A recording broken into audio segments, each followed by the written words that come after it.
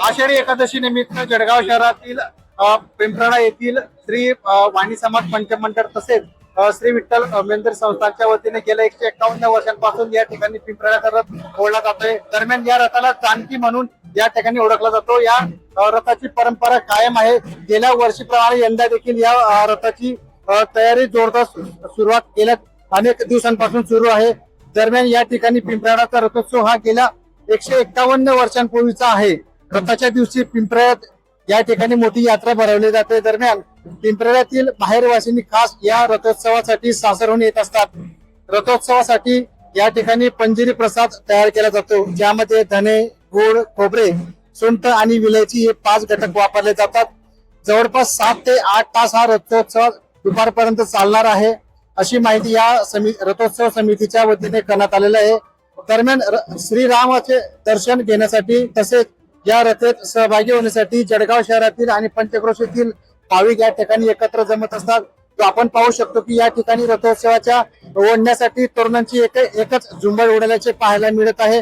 दरम्यान या ठिकाणी रथापुढे पालखी आहे, बैठी मंडळ आहे, दिंडी आहे, बर्डे झेंडे घेऊन देरो मंगल कार्य या ठिकाणी साजर केली जात आहे। दरम्यान भवानीचे सोंग या ठिकाणी हे विशेष आकर्षण ठरले आहे।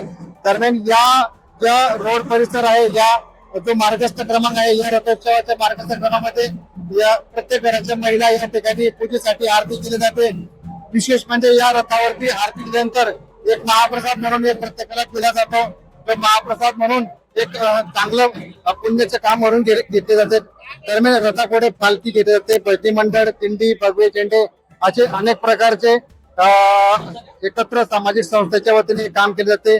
दरम्यान या ठिकाणी विशेष आकर्षण म्हणजे भवानी देवींचे सोंग। या ठिकाणी मोर पिसाचं टोप असलेले भवानी सोंगच्या ठिकाणी या ठिकाणी 10 ते 15 जण या ठिकाणी येत असतात।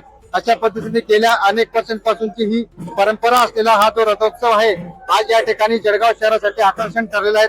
आपण पाहू शकतो की या ठिकाणी अनेक तरुण, महिला, आबालवृद्ध या ठिकाणी एकत्र जमलेले अनोख्या पद्धतीने परंपरा असलेले एक रथोत्सव गेल्या अनेक वर्षांपूर्वी हे कायम राहावी आणि यंदाचा जो दरवर्षीप्रमाणे यंदा देखील पावसानं देखील चांगल्या पद्धतीने अंकन व्हावे अशी प्रत्येकाची इच्छा आहे।